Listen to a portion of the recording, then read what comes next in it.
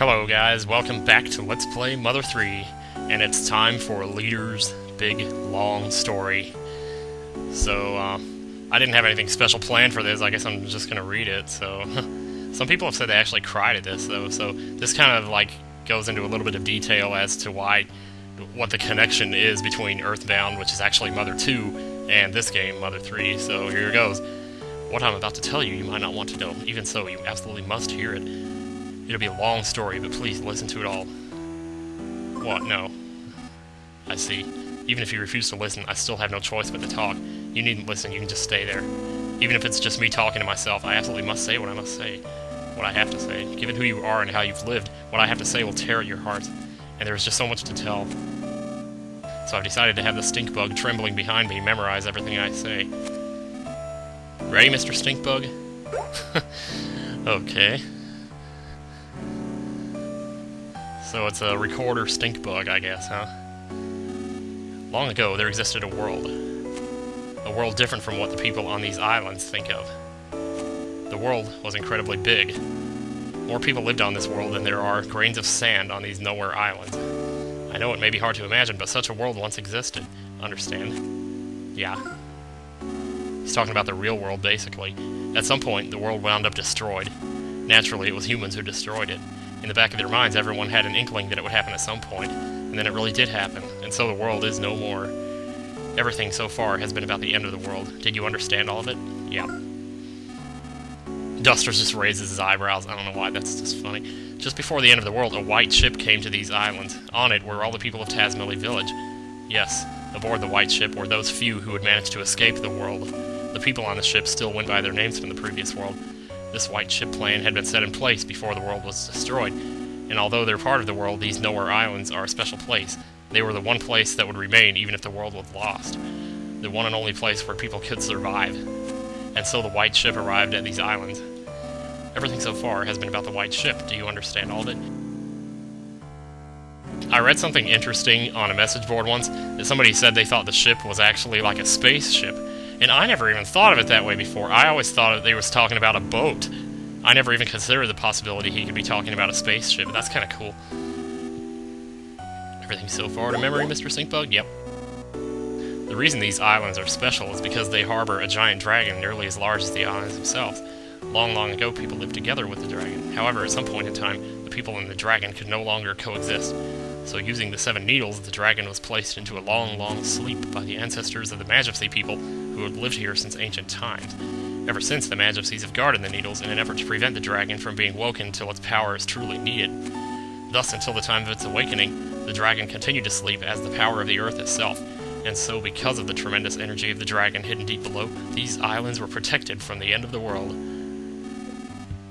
Everything so far has been about the dragon and the Magipsies. Did you understand all of it? Yes. Those who came here aboard the white ship feared another end of the world more than anything else. They felt that the world's destruction was a direct result of the way they had lived. The people of the white ship discussed things at great length. They shared their wisdom and spoke with grave seriousness. And then they arrived at their conclusion. They decided to completely erase everyone's memories of the previous world and start their lives over with new rules and new roles. Yes.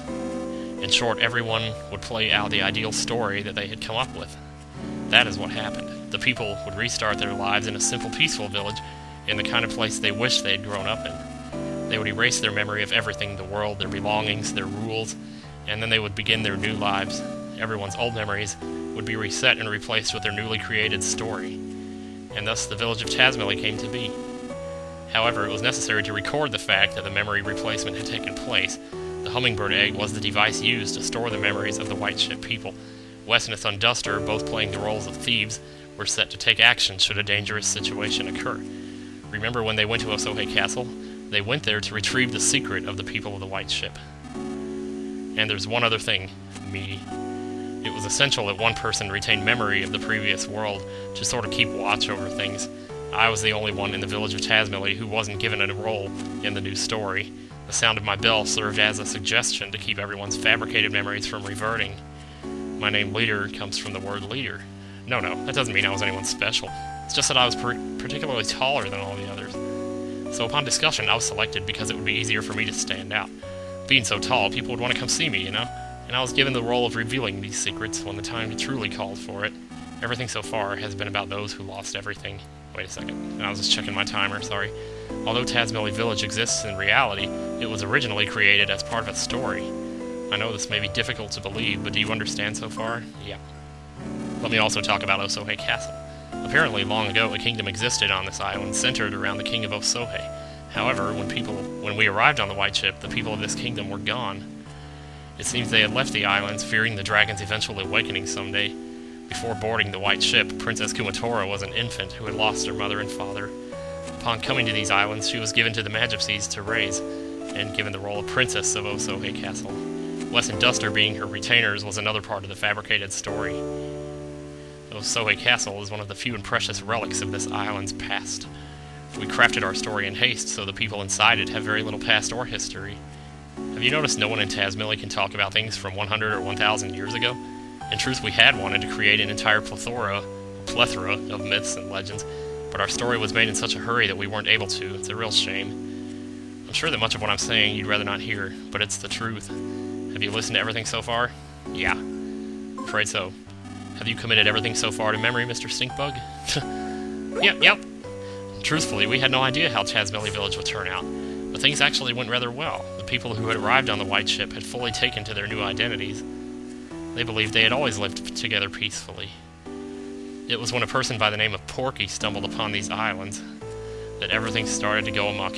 It seems he used a time distorter machine to travel through time and space at will. However, he was apparently shut out from all other times and spaces, and tumbled into this era and these islands. Even worse, he used his time distorter to bring many people from other eras here. The Pigmasks, as well as everyone in Newport City, were all brought here and brainwashed by Porky. This Porky fellow seems to view these islands as his own personal toy box, with which he can do anything he wants. He would take animals apart and recombine them to make creepy new chimeras. As a childlike dictator, he began doing whatever he pleased, including building Thunder Tower and forming his own army. Porky eventually learned that the White Ship's secret... he learned the White Ship's secret because of a traitor among the Magipsies. Do you understand about the intruder known as Porky? Yep, afraid so. This traitor was Locria, the 7th Magipsy, and the only one you haven't met yet. After Locria joined forces with Porky, Porky learned about the White Ship people and the secret of the sleeping dragon. Porky decided to pull the needles to wake the dragon so he could use the power for himself. The dragon is the power of the very earth itself, you see. It's said that whoever pulls the sealing needles will become the dragon's master. However, only a very select few are capable of pulling the dragon's needles. Apparently, neither the Magipsies nor Porky have that capability, yet the needles are being pulled now. That means Porky is somehow controlling someone who can control the dragon's power. We have to put a stop to Porky's antics. If we don't, the world will be completely destroyed again, and it will spell true end for everything. The true end for everything. For Porky, that might be the ultimate pleasure, but we can't allow it to happen. We, the last handful of people there are, absolutely can't allow it to happen. Lucas, it seems you're a chosen one with the ability to pull the needle sealing the dragon away. You must pull the Dark Dragon's needle with your own hands, and pass your heart onto the dragon. Let this be my one and only order to you as your leader. Do you understand everything about the dragon's awakening? Yes. I hear that 6 of the dragon's needles have already been pulled. Deep in the earth, the dragon is likely beginning to stir from its sleep now. Supposedly, the last needle is somewhere here in Newport City. Porky has been gathering everything that lives on these islands into Newport City to prepare for the final needle's pulling. It's possible that he's planning to hold one final twisted party, but now is our chance to change this looming crisis into a golden opportunity. All things may come to an end, or new and bountiful things may begin. Wouldn't you like to help that happen? Lucas, you were once a weak, fragile boy, but now you've been given a tremendous role to fulfill. Now that you know everything, including everything I'm sure you'd rather not know, the time has come for you to save the future of all life as we know it. God won't make you bear more than you can carry. Yeah, tell that to my mom. I'm sure you've heard that phrase before. Know that you aren't fighting alone. Everyone, and I do mean everyone, will lend you their support. That was a long story, but that is the end of everything I have to tell you. Did you understand it all? Nope. Then I'll say it again. Oh, no, okay, alright, I'm sorry, I didn't mean to do that. I just wanted to see, what would happen if he would, start all over. Apparently he just starts over from the last segment that he began, if you say no. Okay, let's make sure not to accidentally push the wrong...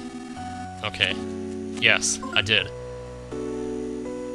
Only the Magisees really know the needle's location, so I don't know where to find them. But from the way Porky and the others have been acting, I would say they're now very close to reaching the 7th needle. Please, Lucas, be the one who pulls the final needle.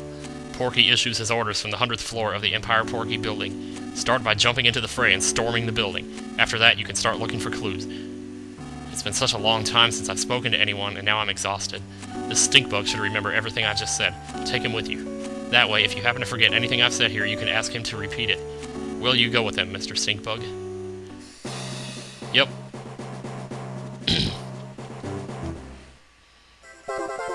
Stinkbug's memory. Has anybody actually gone in there and played back the memory? I wonder if it's different than what he actually said.